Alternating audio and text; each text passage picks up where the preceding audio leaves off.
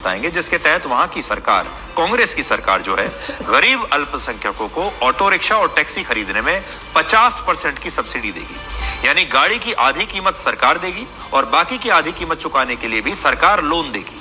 अब आप खुद सोचिए कि कर्नाटक में अगर आज किसी गरीब व्यक्ति ने अल्पसंख्यक नहीं बल्कि बहुसंख्यक समाज में जन्म लिया हो तो वो अपने आप को आज कितना कोस रहा होगा। कर्नाटक के जो बाकी के जो धर्मों के लोग हैं, जो बहुसंख्यक धर्म में हैं, वो सोचते होंगे काश हम भी अल्पसंख्यक होते।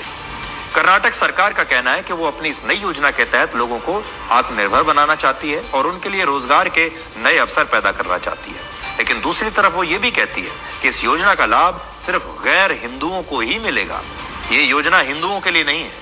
यानी अगर कोई व्यक्ति हिंदू है, चाहे कितना भी गरीब है, चाहे उसके पास कोई पैसा नहीं है, तो उसे सरकार ऑटो रिक्शा और टैक्सी खरीदने पर सब्सिडी नहीं देगी। लेकिन अगर कोई व्यक्ति मुस्लिम समुदाय से है या फिर ईसाई है, जैन है या बौद्ध धर्म से है, तो इन लोगों को सरकार की तरफ से ऑटो रिक्शा और टैक्सी खरीदने पर 50% की सब्सिडी मिलेगी।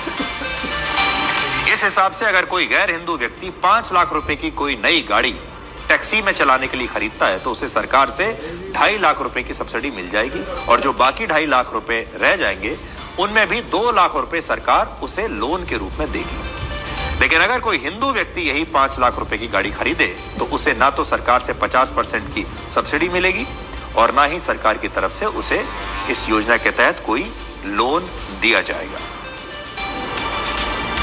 कर्नाटक के हिंदुओं को बैंकों में ही लोन के लिए धक्के खाने होंगे और उनके लिए कोई सब्सिडी भी नहीं होगी। लेकिन जो गैर हिंदू हैं उन्हें 8 लाख रुपए तक के ऑटो रिक्शा और गाड़ी खरीदने पर 50% की सब्सिडी और इसके तहत अतिरिक्त सरकारी लोन की सुविधा भी मिलेगी। इसके अलावा कर्नाटक के अल्पसंख्यक वर्ग में भी इस योजना का लाभ सबसे ज्यादा या तो मुसलमानों को मिलेगा या फिर ईसाई धर्म के लोगों को मिलेगा।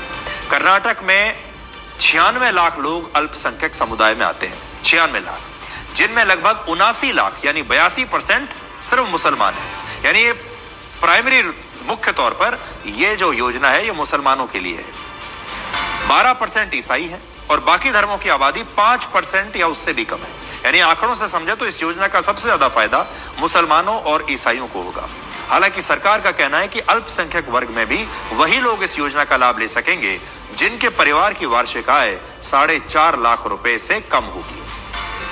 अब सोचिए कर्नाटक में ऐसे कितने हिंदू परिवार होंगे जिनकी वार्षिक आय इससे कम होगी, लेकिन उन्हें भी फिर भी इस योजना का कोई लाभ नहीं मिलेगा और इसका कारण सिर्फ ये होगा कि वो लोग हिंदू हैं। कर्नाटक में जब से कांग्रेस पार्टी की सरकार आई है तब से उस पर तुष्टीकरण की राजनीति के आरोप लग रहे हैं।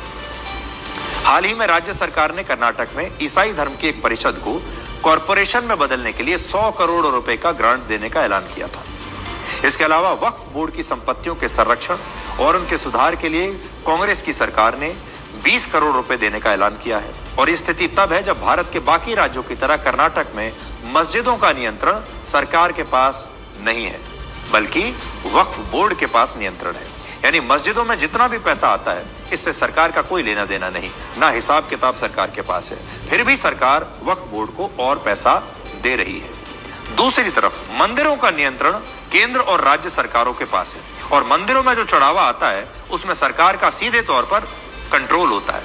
फिर भी सरकार को मंदिरों से जितना पैसा मिलता है उतना वो मंदिरों के वार्षिक बजट के लिए उन्हें नहीं देती। भारत में मस्जिदों का नियंत्रण वक्फ बोर्ड के पास है